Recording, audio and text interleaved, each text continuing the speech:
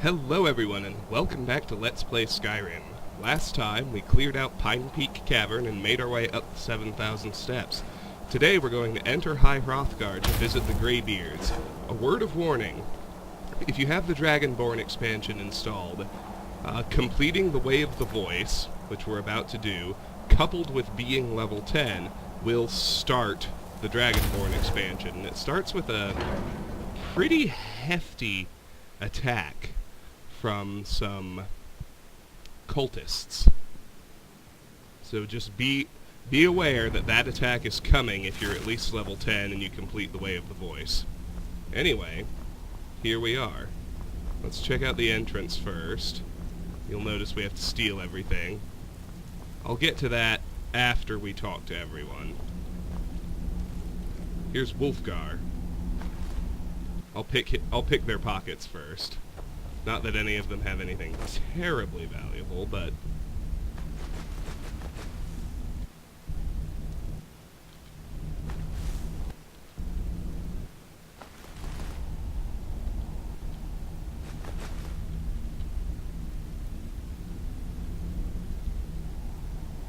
Now, one interesting thing about the Greybeards is that Arngir is the only one who can actually speak.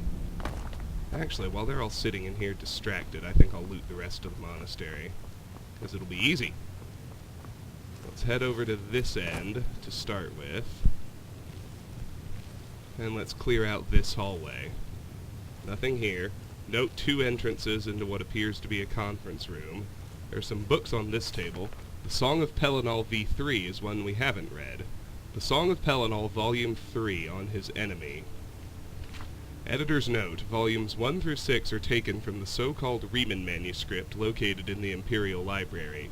It is a transcription of older fragments collected by an unknown scholar of the early Second Era.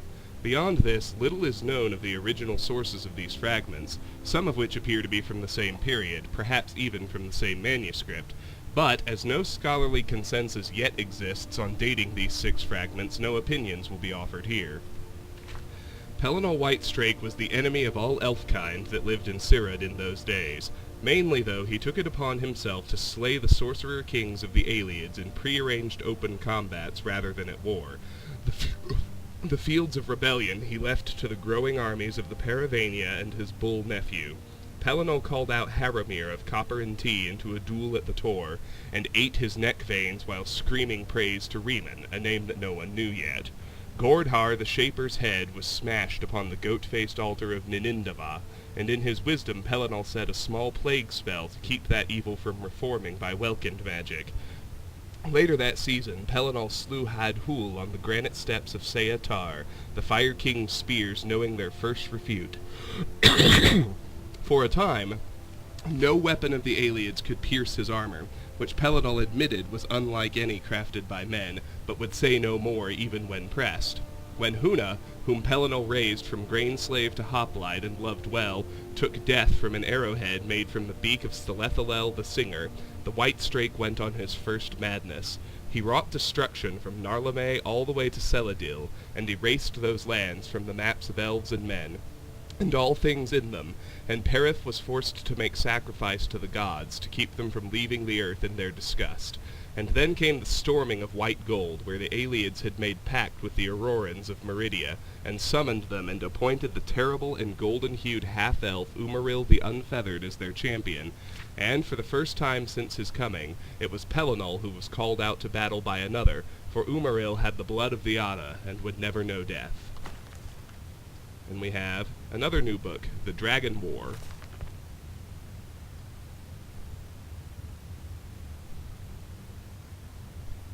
The Dragon War, by Torhall Bjork.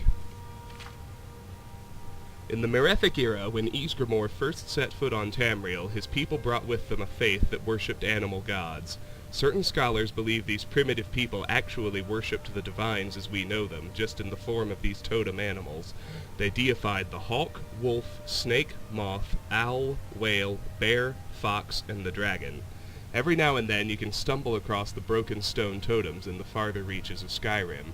Foremost among all animals was the dragon. In the ancient Nordic tongue it was Drag Khan. Occasionally the term Dofra is used, but the language or derivation of that is not known. Using either name was forbidden to all except the dragon priests. Grand temples were built to honor the dragons and appease them. Many of them survive today as ancient ruins haunted by Draugr and undead dragon priests. Dragons, being dragons, embraced their role as god-kings over men. After all, were they not fashioned in Akatosh's own image? Were they not superior in every way to the hordes of small, soft creatures that worshipped them? For dragons, power equals truth. They had the power, so therefore it must be truth. Dragons granted small amounts of power to the dragon priests in exchange for absolute obedience. In turn, the dragon priests ruled men as equals to the kings. Dragons, of course, could not be bothered with actually ruling. In Atmora, where Ysgramor and his people came from, the dragon priests demanded tribute and set down laws and codes of living that kept peace between dragons and men. In Tamriel they were not nearly as benevolent. It's unclear if this was due to an ambitious dragon priest, or a particular dragon, or a series of weak kings.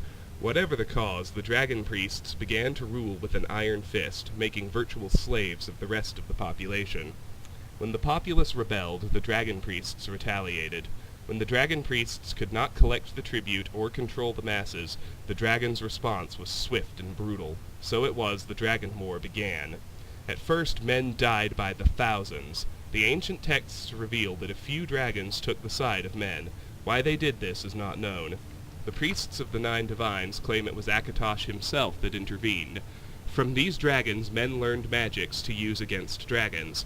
The tide began to turn, and dragons began to die too. The war was long and bloody. The dragon priests were overthrown, and dragons were slaughtered in large numbers. The surviving dragons scattered, choosing to live in remote places away from men. The dragon cult itself adapted and survived. They built the dragon mounds, entombing the remains of dragons that fell in the war. They believed that one day the dragons would rise again and reward the faithful. Alright, let's finish out this little hallway. Song of Pelennor V7 we've read. Song of Pelennor V6 we've read. Song of Pelennor V5 we've read. Song of Pelennor V4 we've read. The only one we're missing now is the last one, Volume 8. We've read the ruins of Kemelzee. Now let's go check out that conference room. We got a snowberry, tankards, wine. Nothing on the actual table. Another snowberry in back, along with goblets and alto wine. A few more dishes and some apples. Now let's go up now and do this hallway up here. We'll check out the courtyard. Well, we might as well check it out now, while there's no one in it.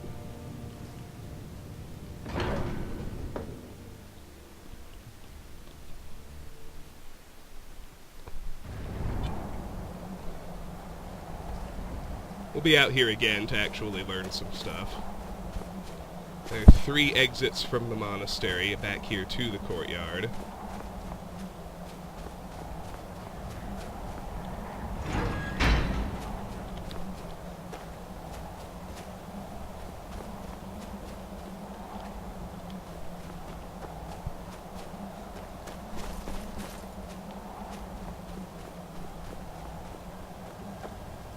Nothing so far. Let's check out this tower.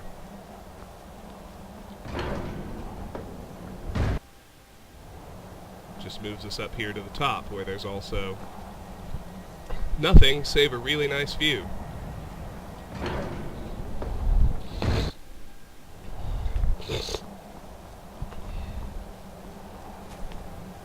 Then, presumably this is a way up the mountain, but we can't make it through that wind.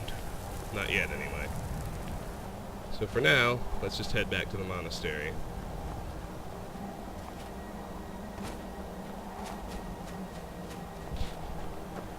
The monastery is essentially built in 2 sort of wings surrounding that main chamber. So we're in the east wing now. Here we can cross through the main chamber, which I'm going to leave for last. Although I would like to go ahead and pickpocket the other two Greybeards if I can. Here's Bori. Flute, Ice Wraith Teeth, Snowberries, and an Amulet of Talos. Bori, like the other Greybeards who aren't Arngeir, can't talk. I'll just leave Arngeir for last. There's the second door to the courtyard. Let's pickpocket the third non-Arngeir Greybeard, Einarth.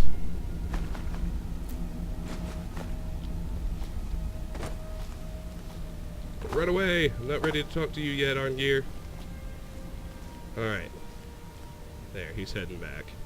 Let's check out the West Wing now. We'll have to pickpocket Arngeir after we talk to him. That's okay. Just have some plates in the windows.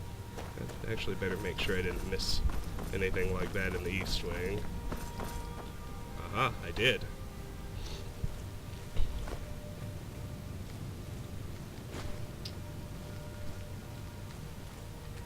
But not the last window.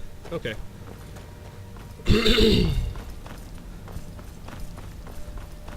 So we've effectively pickpocketed and spoken to everyone but Arngeir.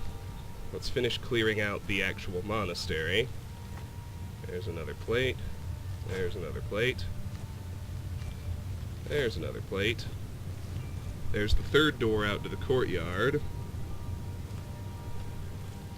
Here we have a basket, a couple lavenders, an orange dartwing, and a potion of health. Alright. Let's head down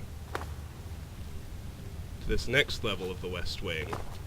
Let's go all the way to the back and work our way out. That's what I typically like to do. So here we go. Life of Uriel Septim VII we've read. Loot out the dresser. Loot these sacks. Tundra cotton, potions, basket, and lavender. Boots in that wardrobe. Hanging moss. Over here. More decent alchemical stuff. Songs of the Return, Volume 2 we've read. On this shelf, another basket of lavender, void salts, some pretty darn good ingredients to be had in and around here. A death bell in that bowl. Nothing before the next bed. A jug, a tankard, inside the dresser, shoes. Here's the next set of beds. Don't miss the end table behind this one. Another copy of the Song of Pelennor V3. Brief History of the Empire V4, which we've already read. More ingredients. Stealable Dragon's Tongue and Death Bell. And let's head down here, into what almost looks like a reading room. Spirit of Nirn we've read. Now let's do this shelf. We've got plates, apples, chicken eggs. Dwemer Inquiries Volume 1 we've read. Remanata is another new book. A pretty rare one to be worth 20 gold. Remanata. Chapter 1, Sankritor and the Birth of Reman. And in those days the empire of the Cyrodiils was dead, save in memory only, for through war and slug famine and iniquitous rulers, the west split from the east, and Colovia's estrangement lasted some 400 of years, and the earth was sick with this sundering. Once worthy western kings of Anvil and Sarchal, of Falkreath and Deladil, became through pride and habit as like thief barons, and forgot covenant. In the heartland things were no better, as arcanists and false moth princes lay in drugged stupor or the studies of vileness, and no one sat on the throne in dusted generations. Snakes and the warnings of snakes went unheeded, and the land bled with ghosts and deep-set holes unto cold harbors. It is said that even the Chim El Adabal, the amulet of the kings of glory, had been lost, and its people saw no reason to find it. And it was in this darkness that King Hrol set out from the lands beyond Lost Twill, with a sortie of questing knights numbered 18 less 1, all of them western sons and daughters. For Hrol had seen in his visions the snakes to come, and sought to heal all the borders of his forebears. And to this host appeared at last a spirit who resembled none other than El Estia, queen of ancient times, who bore in her left hand the dragonfire of the Akatosh, and in her right hand the jewels of the covenant, and on her breast a wound that spilt void onto her mangled feet. And seeing Elestia and Chim-el-Adabal, Hrol and his knights wailed and set to their knees and prayed for all things to become as right. Unto them the spirit said, I am the healer of all men and the mother of dragons, but as you have run so many times from me, so shall I run until you learn my pain, which renders you and all this land dead. And the spirit fled from them, and they split among hills and forests to find her, all grieving that they had become a villainous people. Hrol and his shield thane were the only ones to find her, and the king spoke to her, saying, I love you, sweet Ales, sweet wife of Shor and of Ariel and the sacred bull, and would render this land alive again, not through pain, but through a return to the dragon fires of covenant, to join east and west and throw off all ruin. And the shield thane bore witness to the spirit opening naked to his king, carving on a nearby rock the words, and Hrol did love unto a hillock, before dying in the sight of their union. When the 15 other knights found King Hrol, they saw him dead after his labors against a mound of mud, and they parted each in their way, and some went mad, and the 2 that returned to their homeland beyond Twill would say nothing of Hrol, and acted ashamed of him. But after 9 months that mound of mud became as a small mountain, and there were whispers among the shepherds and bulls. A small community of believers gathered around that growing hill during the days of its first churning, and they were the first to name it the Golden Hill, Sancretor. And it was the shepherdess Sedyenna who dared climb the hill when she heard his first cry, and at its peak she saw what it had yielded, an infant she named Reman, which is light of man. And in the child's forehead was the Chim-el-Adabal, alive with the dragon fires of yore and divine promise, and none dared obstruct Sedyenna when she climbed the steps of the white gold tower to place the babe Reman on his throne, where he spoke as an adult, saying, I am Cyrodiil come. Chapter 2. The Chevalier Renauld, Blade of the Pig. And in the days of the interregnum, the Chim-el-Adabal was lost again amid the petty wars of gone heathen kings. West and east knew no union then, and all the lands outside of them saw Cyrodiil as a nest of snake-men and snakes. And for 4 more hundreds of years did the seed of Reman stay sundered, with only the machinations of a group of loyal knights keeping all its borders from throwing wide. These loyal knights did go by no name then, but were known by their eastern swords and painted eyes, and it was whispered that they were descended from the bodyguard of old Reman. One of their number, called the Chevalier Renauld, discovered the prowess of Cuchulacain and then supported him towards the throne. Only later would it be revealed that Renauld did this thing to come closer to Talos, anon Stormcrown, the glorious yet Emperor Tiber Septim. Only later still that he was under instruction by a pig. Long Glory was wife to all the knights of the Dragon Banner, who knew no other and were brothers before beyond many seas, and now were brothers under the law, named the Blade Surrender of Pale Pass. And having vampire blood, these brother knights lived for ages through and past Reman, and then kept guard over his ward, the coiled king Versaduche. The snake captain Vershu became the protector of the northern west when the black dart was hooked into Severian Chorak. Here, torn pages indicate that the rest of this ancient book has been lost.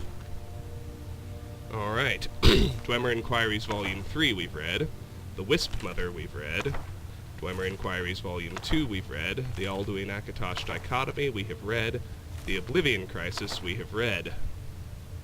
Let's move on. Nothing over here. On this table we have food, potions, dishes, and ingredients. And over here we have another bookshelf. Let's see what's on it. Gods and Worship we've read. Life of Uriel Septim VII we've read. Songs of the Return Volume 6 we've read, or Volume 56. Alduin Akatosh Dichotomy we've read. A Children's Anwad, that's a new book. A Children's Anwad, the Anwad paraphrased. The first ones were brothers, Anu and Padme. They came into the void, and time began. As Anu and Padme wandered the void, the interplay of light and darkness created Nur. Both Anu and Padme were amazed and delighted with her appearance, but she loved Anu, and Padme retreated from them in bitterness. Nur became pregnant, but before she gave birth, Padme returned, professing his love for Nur. She told him that she loved only Anu, and Padme beat her in rage. Anu returned, fought Padme, and cast him outside time. Nur gave birth to creation, but died from her injuries soon after. Anu, grieving, hid himself in the sun and slept. Meanwhile, life sprang up on the 12 worlds of creation and flourished. After many ages, Padme was able to return to time. He saw creation and hated it. He swung his sword, shattering the 12 worlds in their alignment. Anu awoke and fought Padme again. The long and furious battle ended with Anu the victor. He cast aside the body of his brother, who he believed was dead, and attempted to save creation by forming the remnants of the 12 worlds into one, Nirn, the world of Tamriel. As he was doing so, Padme struck him through the chest with one last blow. Anu grappled with his brother and pulled them both outside of time forever. The blood of Padme became the Daedra. The blood of Anu became the stars. The mingled blood of both became the Aedra, hence their capacity for good and evil, and their greater affinity for earthly affairs than the Daedra, who have no connection to creation. On the world of Nirn, all was chaos. The only survivors of the 12 worlds of creation were the Elnathae and the Hist. The Elnathae are the ancestors of Mer and men. The Hist are the trees of Argonia. Nirn originally was all land, with interspersed seas but no oceans. A large fragment of the Elnathae world landed on Nirn relatively intact, and the Elnathae living there were the ancestors of the Mer. These Elnathae fortified their borders from the chaos outside, hid their pocket of calm, and attempted to live on as before. Other Elnathae arrived on Nirn, scattered amid the confused jumble of the shattered worlds, wandering and finding each other over the years. Eventually, the wandering Elnathae found the hidden land of old Elnathae, and were amazed and joyful to find their kin living amid the splendor of ages past. The wandering Elnathae expected to be welcomed into the peaceful realm, but the old Elnathae looked on them as degenerates, fallen from their former glory. For whatever reason, war broke out and raged across the whole of Nirn. The old Elnathae retained their ancient power and knowledge, but the Wanderers were more numerous and toughened by their long struggle to survive on Nirn. This war reshaped the face of Nirn, sinking much of the land beneath new oceans, and leaving the lands as we know them, Tamriel, Akavir, Atmora, and Yokuda. The old Elnathae realm, although ruined, became Tamriel. The remnants of the Wanderers were left divided on the other 3 continents.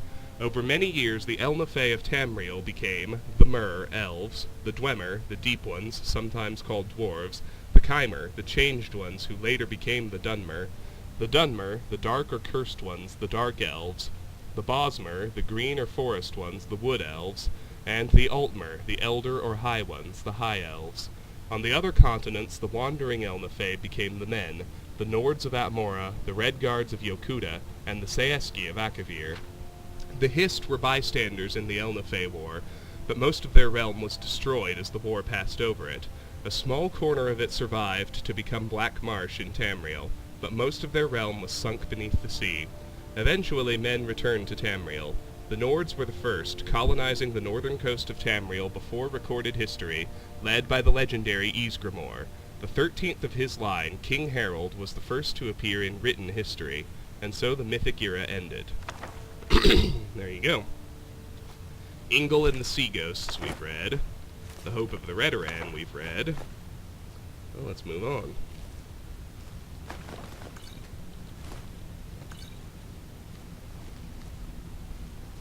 Songs of the Return, Volume 19 we've read. Holla, a saber-cat tooth! Out of nowhere, something truly useful. With that in hand, I only need 2 more saber-cat teeth. Songs of the Return, Volume 7 we've read. Songs of the Return, Volume 56 we've read. A Dream of Sovngarde we've read. The Monomyth we've read, thankfully, because it's so long. Great War we've read. Aedra and Daedra we've read. The Dragon Break is a new book.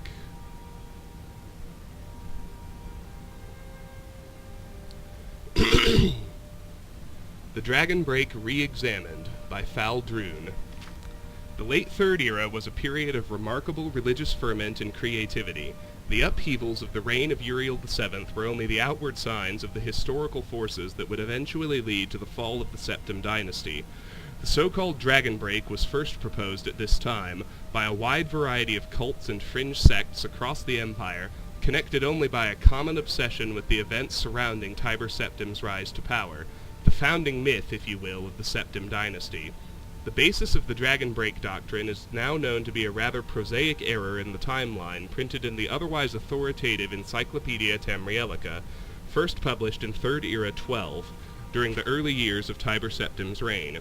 At that time, the archives of Alinor were still inaccessible to human scholars, and the extant records from the Elysian period were extremely fragmentary. The Elysians had systematically burned all the libraries they could find, and their own records were largely destroyed during the War of Righteousness. The author of the Encyclopedia Tamrielica was apparently unfamiliar with the Elysian year, which their priesthood used to record all dates. We now know this refers to the length of the long vision trances undertaken by the High Priestess, which might last anywhere from a few weeks to several months. Based on analysis of the surviving trance scrolls, as well as murals and friezes from Elysian temples, I estimate that the Elysian Order actually lasted only about 150 years, rather than the famous 1008 years given by the Encyclopedia Tamrielica. The mystery of the millennial plus rule of the Elysians was accepted but unexplained until the spread of the Lorcan cults in the late 3rd Era, when the doctrine of the Dragon Break took hold. Because this dating and explanation was so widely held at the time, and then repeated by historians down through today, it has come to have the force of tradition. Recall, however, that the 3rd Era historians were already separated from the Elysians by a gulf of more than 2,000 years, and history was still in its infancy, relying on the few archives from those early days. Today, modern archaeology and paleonumerology have confirmed what my own research in Elysian dating first suggested, that the Dragon Break was invented in the late 3rd Era based on a scholarly error, fueled by obsession with eschatology and Numidianism, and perpetuated by scholarly inertia. Well, alright. We've read Frontier Conquest, we've read Song of the Eskelda Men. This is another new book, The Rise and Fall of the Blades, by Anonymous.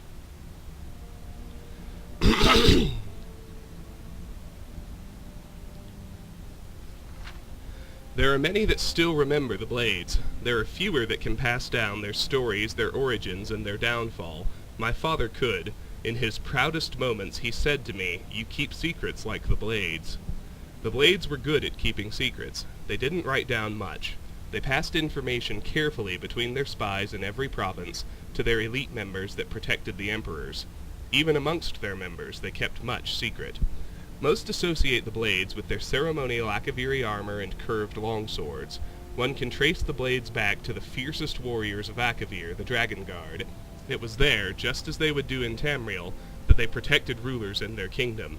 But recent discoveries show it to be much more than that. Many classic texts tell us of adventures to Akavir known as the Dragonlands of the East. Many from Tamriel have attempted to conquer it, most famously Emperor Uriel V and his 10th Legion in 3rd Era 288 is documented in the Imperial Dispatch Disaster at Ionith. Dragons have long been legend in Akavir, and many believe that their brief appearance in Tamriel's history are those that escaped Akaviri, for it was there they were hunted and killed off by the Dragon Guard. The Dragon Guard excuse me. The Dragon Guard would follow those that fled to Tamriel in the late 1st Era. Invading from the north, the Dragon Guard met not only dragons, but the men of Skyrim, who don't meet invasions with pitchers of mead. The Dragon Guard cut a path through Skyrim, and it was not until they were stopped by Riemann Cyrodiil during the battle at Pale Pass that the invasion came to an end. It was Riemann who united the human lands of Cyrodiil and defeated the Akaviri invaders. Riemann is one of the first documented and widely accepted of the mythic Dragonborn, those anointed by Akatosh and Elysia themselves. Born with the soul of a dragon is what his followers would say. Reports differ widely on the nature of the battle at Pale Pass, but the end result is the same, that the remaining Dragon Guard, upon hearing the voice of Riemann Cyrodiil, knelt and swore their lives to him, their conqueror and savior. Fragments from late First Era texts refer to the warriors dropping to their knees, saying, "We were not hunting, or did not intend," author, rough translation. Continuing, "We have been searching for you." They protected Riemann with their lives, as well as his descendants, as the Riemann dynasty ushered in Tamriel's Second Era. It was through these years that their reach extended, and their order grew to become the Blades. Their conquest of the dragons complete, they only sought to protect the Dragonborn, and through him the Empire. They reached their height late during the Third Era under the rule of the Septim Emperors. Despite their numbers, they kept their secrecy. The most visible and well-documented were the members who personally guarded the Emperor, still wearing the original Akaviri armor. But this was just the tip of the spear, for the Blades were a larger organization, stretching to every corner of Tamriel. These agents were of every race. They were merchants, thieves, craftsmen, mages, and warriors, all acting as spies, protecting the Empire as needed and operating in secret. They often acted alone, but some fragments speak of them meeting in secret fortresses across the continent, the most famous being Cyrodiil's Cloud Ruler Temple, where they hung the swords of those slain protecting the Dragonborn. Other maps speak of Wind Scour Temple under the great expanse of Hammerfell's Alikir Desert, Skyhaven Temple in the mountains of Skyrim, and Stormtalon Temple east of Wayrest. They were known to have a Grand Master who often lived amongst the people unknown to others. The nature of their communications, meeting places, and missions were known to only a few elite members. The only two to know all were the Grand Master himself and the Chronicler, whose only job was to make sure the group's mission was never known but never lost. With the death of Uriel Septim VII and his son Martin, the Third Era came to a close, with the Blades fortifying themselves deep within Cyrodiil's Cloud Ruler Temple, as they waited for a Dragonborn to return when they would be called upon again. The Empire of the Fourth Era no longer saw the Blades openly protecting it or the Emperors. That role was now filled by the Penitus Oculatus, a purely imperial organization. But the Blades continued their secret work, to watch for the Dragonborn and guard against future enemies. The Blades were among the first to see the signs that the Thalmor of the Aldmeri Dominion would not remain isolated within their borders forever. They could do what the Penitus Oculatus, servant to imperial policy, could not, and thus earned the lasting hatred of the Thalmor. The warnings of the Blades were proved right, as is well known to all. The great war between the Empire and the Thalmor consumed the Empire and nearly destroyed it. Emperor Titus Mede II eventually brokered peace with the Thalmor, but at a price many of us still bear. The reach and destructive nature of the Thalmor is known to many, authors note, in my family firsthand. They are not fools. They knew early on that the Blades were an enemy, so they hunted them throughout the Great War. Some were killed defending their temples, others as they slept in their hideaways alone. Some fought, some ran, some hid, but the Thalmor found them all. There are those that say the Blades still exist around us, in hiding from the Thalmor, waiting as they have done time and time again for a Dragonborn to return, for one to protect, for one to guide them. Alright. With all that done, we're left with the main room. And we're going to have to talk to Arngir, I think, before... So, a Dragonborn appears at this moment in the turning of the age. You call me Dragonborn. What does that mean? First, let us see if you truly are Dragonborn. Let us taste of your voice. Demonstrate your unrelenting force shout. Okay, the way of the voice. The Greybeards summoned me to their monastery of High Hrothgar on the slopes of the Throat of the World. I spoke to Arngir, one of the Greybeards, who believes that I am Dragonborn, which means I am especially gifted in the use of the voice. They have offered to help me learn to use my new abilities. Shout at us. Let us taste of your voice. I will. I just want to loot out the main room really quick. Strike us with the power of your voice. Settle down, Arngir. I'm getting to it. Just a couple of dragon's tongues over here. Do not be afraid. Your shout will not harm us. Alright, now let's pickpocket Arngir. A honeycomb, a potato, and a copy of Spirit of Nirn. Alright. We're all done. Let's just move, except talking to Arngir, which we can't quite do yet. Speak to Arngir. Dragonborn, it is you. Welcome to High Hrothgar. I am Master Arngir. I speak for the Greybeards. Now, tell me, Dragonborn, why have you come here? I want to find out what it means to be Dragonborn. We are here to guide you in that pursuit. just as the Greybeards have sought to guide those of the dragon blood that came before you. You mean I'm not the only Dragonborn? You are not the first. There have been many of the dragon blood since Akatosh first bestowed that gift upon mortal kind.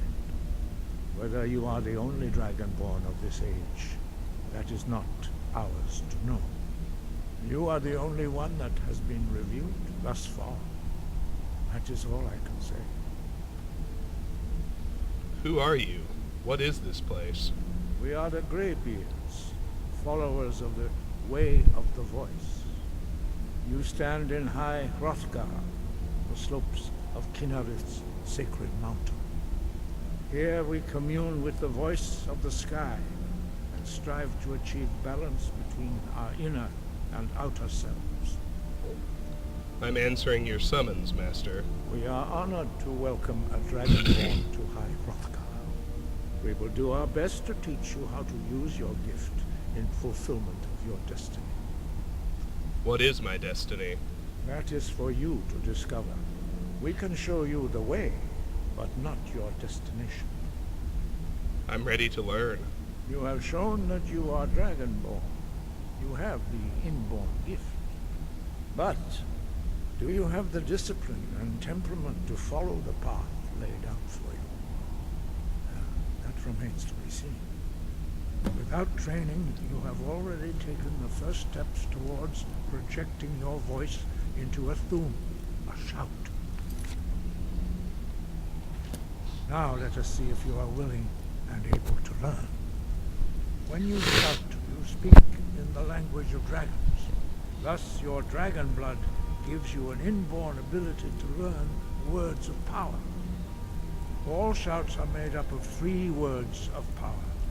As you master each word, your shout will become progressively stronger. Master Einarth will now teach you Ro, the second word in Unrelenting Force. Ro means balance in the dragon tongue. Learn the word of power from Einarth. Combine it with Fus, force, to focus your thumb more sharply. Ro.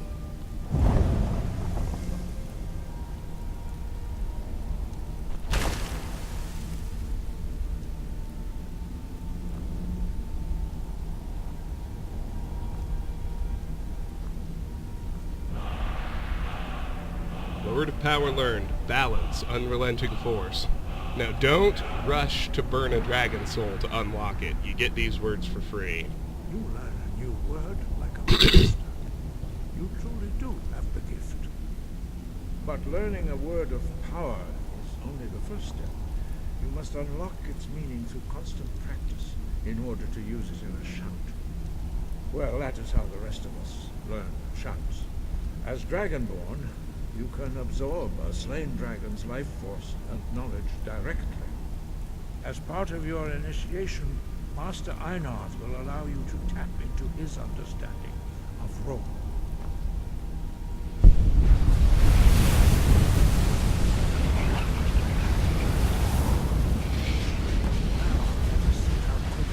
You can master your new thing. Completed learn the word of power from Einarth. And now what you'll notice, that effect was a lot like absorbing a dragon soul, and we unlocked the second word for free. Demonstrate your unrelenting force shout. 0 out of 3. Unrelenting force shout to strike the target when they appear.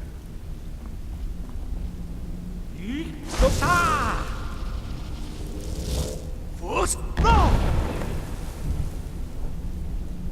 Here's 1 out of 3.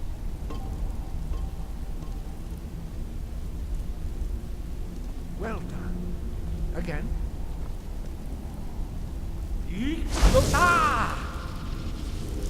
Force no!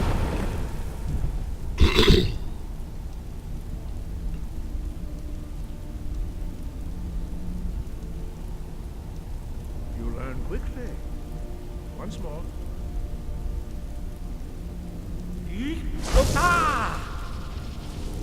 Force no! That one's complete. Impressive. Your thumb is precise. You show great promise, Dragonborn.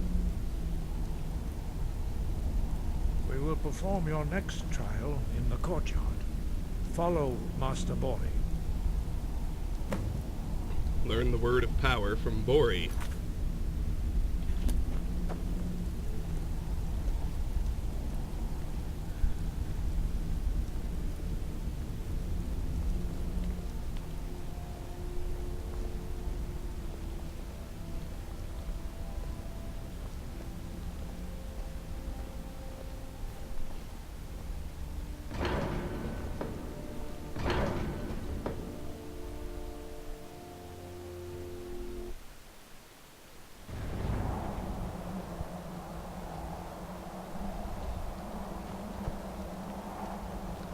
And here's where we learn the shout we need to get that last bit of treasure back in Shroudhearth Barrow.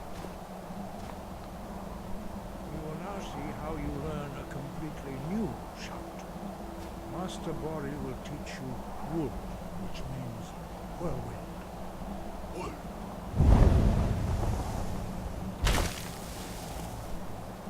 And there's the first word of whirlwind sprint. Within yourself before you can project it into a thum. Whirlwind sprint. Now, we'll unlock this one for free too, but the Thum rushes forward, carrying you in its wake with the speed of a tempest. Approach Master Bori and he will gift you his knowledge of wood.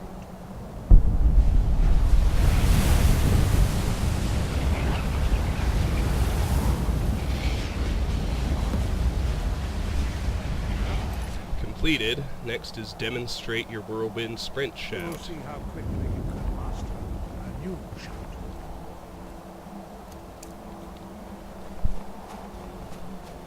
Master Hrothgar will demonstrate whirlwind sprint.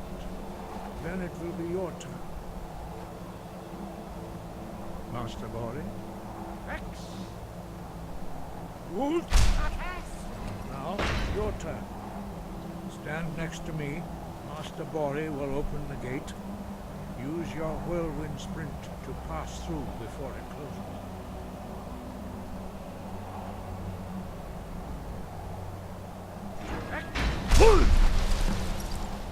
Speak to Arngeir for further training.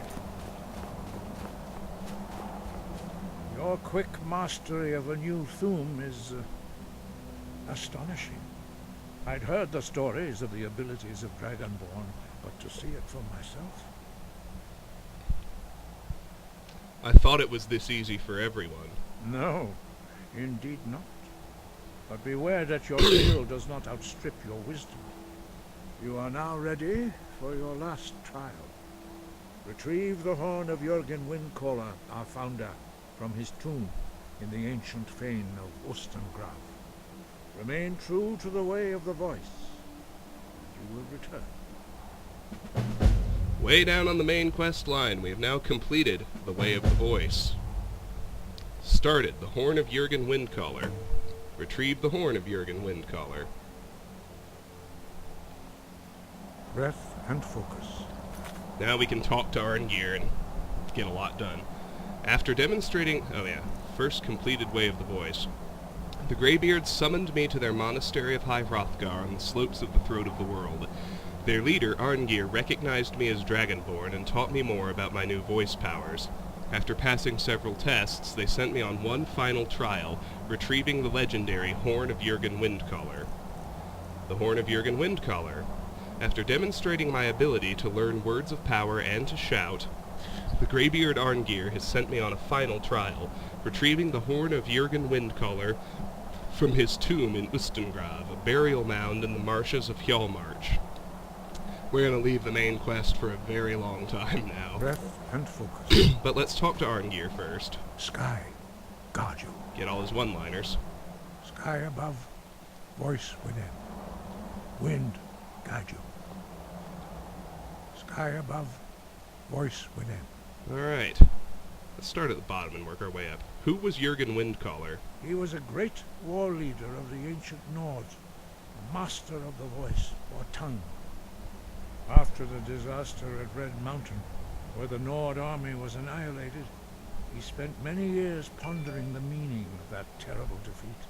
He finally came to realize that the gods had punished the Nords for their arrogant and blasphemous misuse of the voice.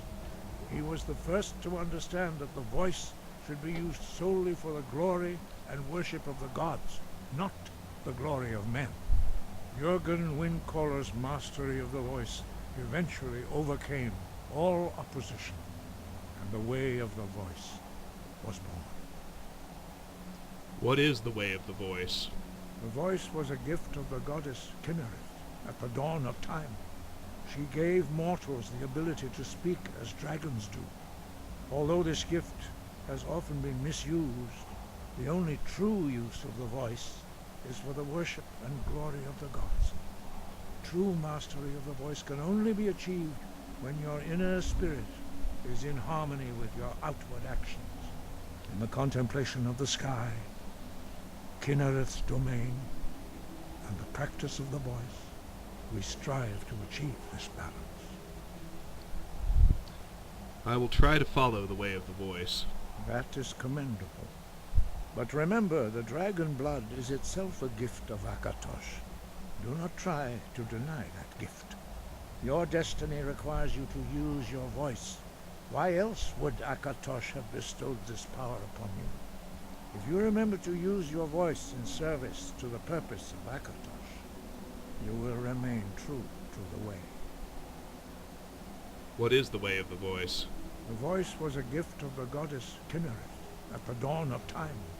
She gave mortals the ability to speak as dragons do. Although this gift, true master, in the contemplation of the sky, Oh, we can't do the other Kinnereth's one. domain, and the practice of the voice, we strive to achieve this balance. Tell me about the Greybeards. We study the way of the voice according to the teachings of our founder, Jürgen Windcaller.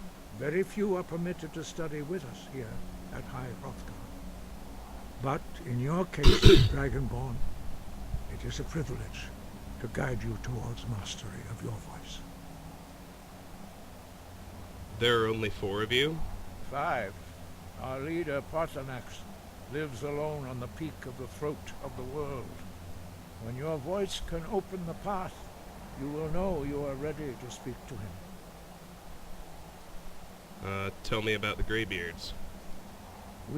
Very few, but in your case, Dragonborn, it is a privilege to guide you towards mastery of your voice.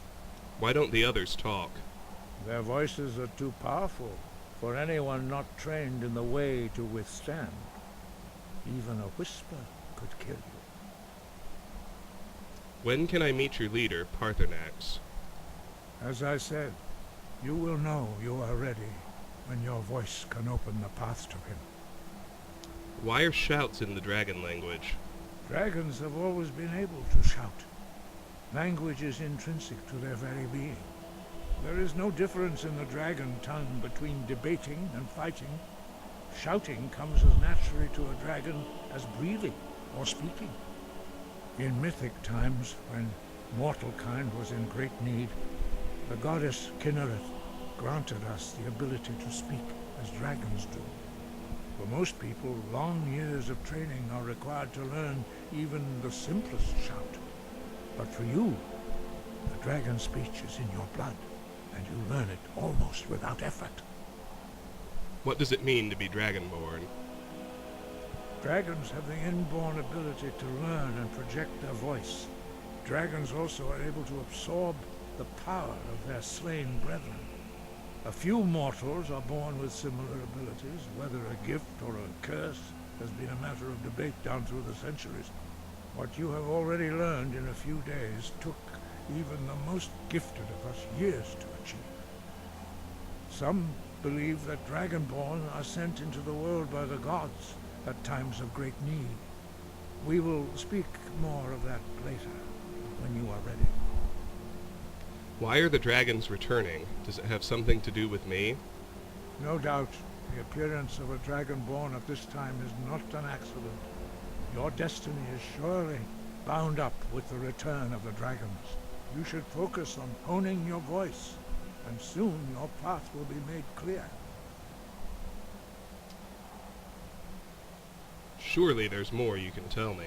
There is indeed much that we know that you do not. That does not mean that you are ready to understand it. Do not let your easy mastery of the voice tempt you into the arrogance of power. That has been the downfall of many Dragonborn before you. Why are the dragons returning? Does it have something to do with me? No doubt. You should focus on honing your voice, and soon your path will be made clear. Fair enough. That's it. Sky, got you. Okay. Next. Oh, my carry weight is... Fine. High Hrothgar's cleared out. Now we have Whirlwind Sprint, so... Let's head back to Shroudhearth Barrow and pick up that bit of treasure we had to ignore. But be ready, because now we're of sufficient level and the Way of the Voice is completed. Those cultists are going to attack us. I think at this point, anytime we fast travel, they've got a 1 in 3 chance of showing up. So I just need to be ready. So that's a tough fight that kicks off Dragonborn.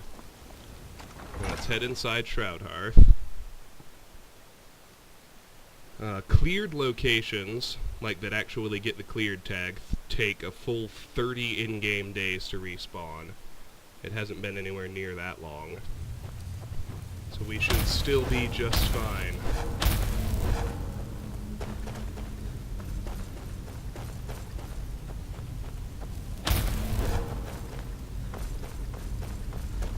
So let's head back to Windelius's room. Back through the exit.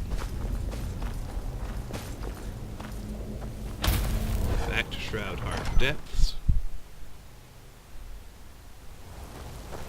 I think I actually still have Whirlwind Sprint equipped. Now we can get into that stupid little nook. There we go. An ebony greatsword, a coin purse, and a greater soul gem. Pretty good, all things considered. Next we're going to be offloading, so I'll equip Fire Breath.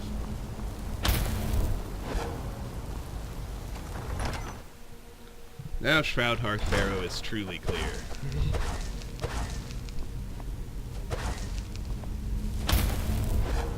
And with that done, I'm going to begin exploring my way toward the city of Riften.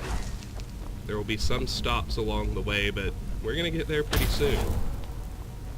And as you know, tackling the major cities is always a big endeavor.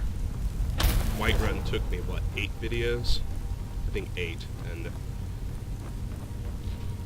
there's no reason to think Riften will take any less.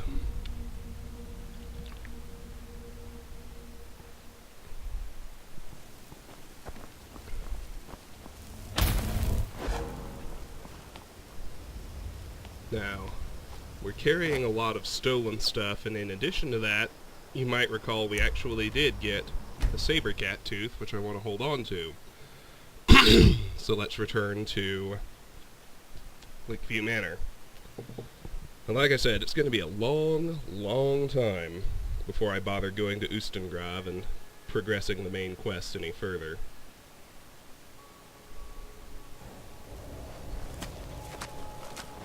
Cultists? Cultists? Looks like no. That's good news.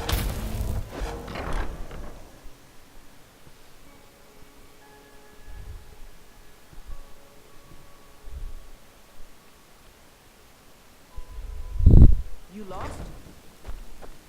We've been playing 57 minutes. No, I'm sorry, 53 minutes. I have 7 minutes left. That's great. Timing's going to be almost perfect. Let's drop off all the stuff we stole in High Hrothgar. There actually wasn't that much. We spent a lot of time reading books. There wasn't a lot of stuff at all.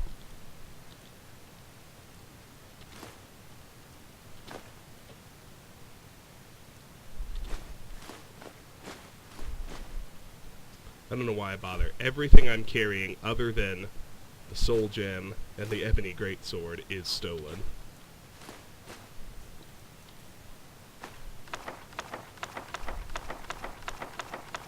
We can, with that in mind, we can speed this up.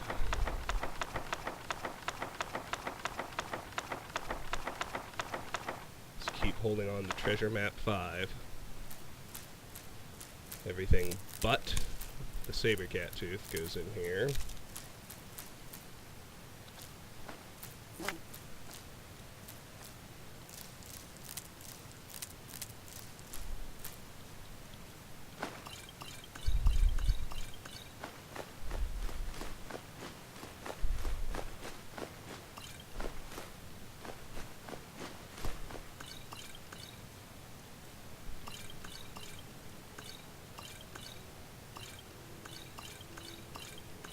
Damn it! I dropped off my hunting brew mead. Need to get that out and carry it with me. It's a mistake I've made more than once. I wish it would just give me that random encounter so I could stop carrying it around.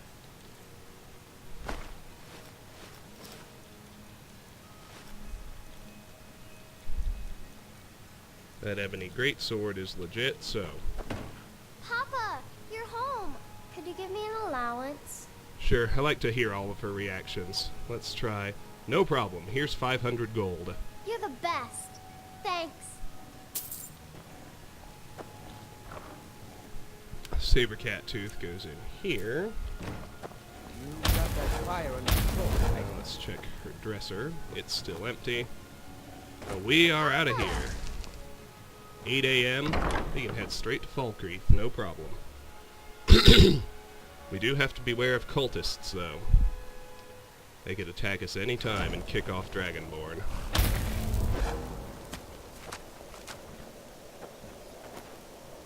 I don't see them here, so let's go to Falkreath. We might have to be out in the wilderness, now that I think about it. And we'll be there soon enough.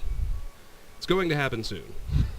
That's all there really is to it. And we're going to see some bizarre new enemies when it does.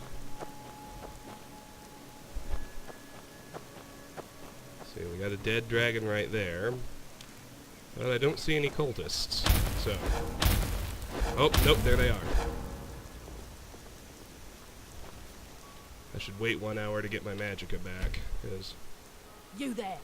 You're the one they call Dragonborn. the Greybeards seem to think, yes, I am Dragonborn. Your lies fall on deaf ears, deceiver. The true Dragonborn comes. You are but his shadow. When Lord Mirak appears, all shall bear witness. None shall stand to oppose him.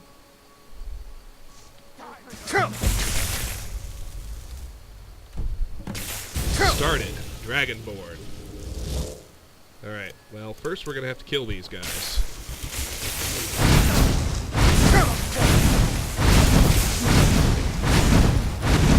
What the hell is that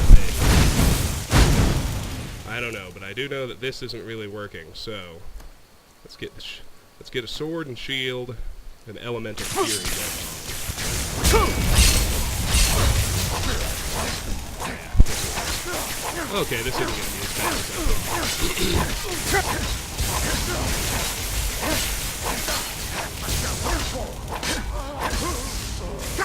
There's one dead cultist. Cultist robes, cultist mask, cultist gloves, cultist boots, and a steel dagger.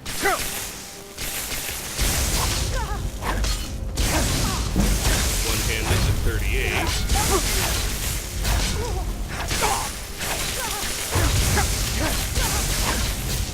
We shall clear the way for the coming of the Dragonborn.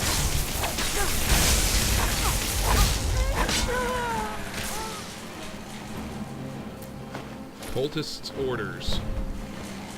Okay, hold on. Dragonborn. I found a note on one of the cultists who attacked me. Perhaps it has some clue as to what prompted them to come after me. Read cultists' orders. Well, I will. Okay, good. That thing disappeared. That is something called a seeker, which I'm actually a little unfamiliar with because I haven't played Dragonborn before. So let's heal up.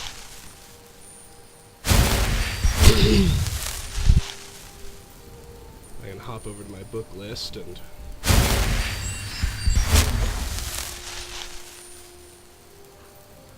Notes and letters, cultist orders. There they are, so I'll take them off the list, and I'll give them a read.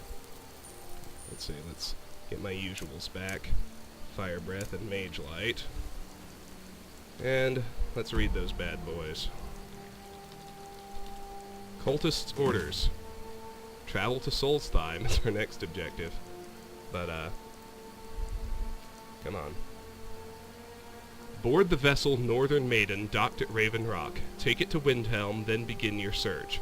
Kill the false dragonborn known as Travis before he reaches Solstheim. Return with word of your success, and Mirak shall be most pleased. Well, okay. Now, I've been attacked by a group of people claiming to work for someone named Mirak. I need to find out why they're trying to kill me, and so I should look for the boat in Windhelm they used to travel from Solstheim. That all sounds like a good plan. Got something for just about everybody in here. Give a holler. Hey, Take a look.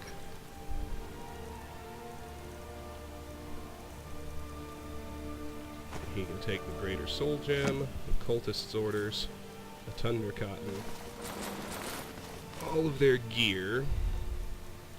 Let's sell him the Great Sword in the next round. But otherwise, he's good. Steal anything from my shop and you'll regret it.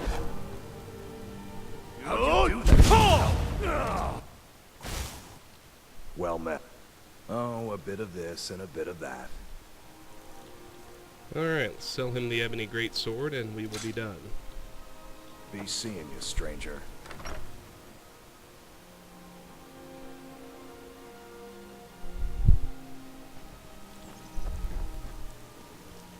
Now for our next bit of exploration, we want to travel back to Shroud Hearth Barrow. We'll head out from there, but it's been exactly an hour, so it's time to end this video.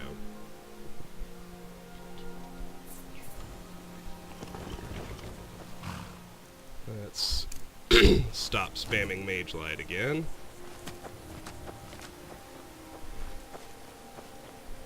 And I'm going to end the video right here. This has been Let's Play Skyrim. We've completed the Way of the Voice, learned a couple new shouts, met the Greybeards, and kicked off the Dragonborn expansion, all in one video. Good times, good times. Next time, we're going to head out on an exploration circuit, ultimately leading us to the city of Riften. Our next target is a little Nordic tower infested with bandits called Nilheim.